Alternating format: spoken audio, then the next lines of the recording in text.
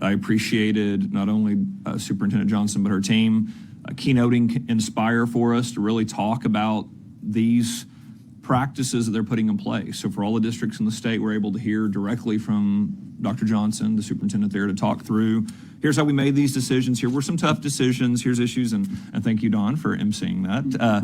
But, you know, I appreciate the fact that not only are you all dedicated to doing the work in Tulsa, you're also dedicated to telling the story and sharing best practice. And look, your presentations, I mean, I could clip, I think, what Dr. Dodd said so well there of just, that's such a great practice of empowering those local administrators. As a CEO, I love how she described that, but then making sure that we're being driven by data, as Sean said. We're doing best practice here. You guys are following where the data is taking you. And I just want to make sure I do give clarity to the board. What they're doing to really help give teachers the guidance so that, I mean, frankly, it is, I know, like you said, it's always a balance because you want to make sure the teacher has autonomy, but at the same time, you want to make sure it's best practice, right? It really is empowering the teachers. What they're doing is making sure the teachers have the best resources, best trainings possible, so their hard work will lead to student improvements. And that is a huge undertaking. The largest district in the state did this all over the summer so that every teacher could have that type of training that's very specific to the standards.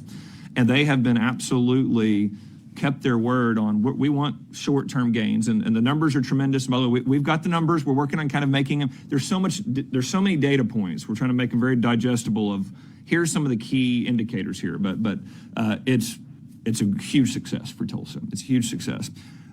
But I also want to point to they are really institutionalizing processes and procedures so that I anticipate even a bigger jump next year and a bigger jump. I mean, they really are building out a district that is going to be a model for best practice across the state. And you see they put in the extra effort, they don't have to do, to explain it and to really showcase the best practice. So we've got districts watching right now. We've had administrators, can't tell you how much great feedback I had from folks there watching online or in the meeting going, I just love, I mean, just they're picking apart all these things that Tulsa's doing to say, we would love to implement something like that. And they've been very generous with their time, with their staff to say, if somebody has a question, I ask them, can I send them your way? Absolutely. You know, they are not only driving that change in their district, they are driving change across the state with the work they're doing. So, you know, I want to say again, you know, can't thank you all enough for, again, the work you're doing in Tulsa. You're seeing the data. We're really excited to dig into these numbers and really showcase it. As Sean laid out, we're seeing tremendous success there, but I'm also just incredibly pleased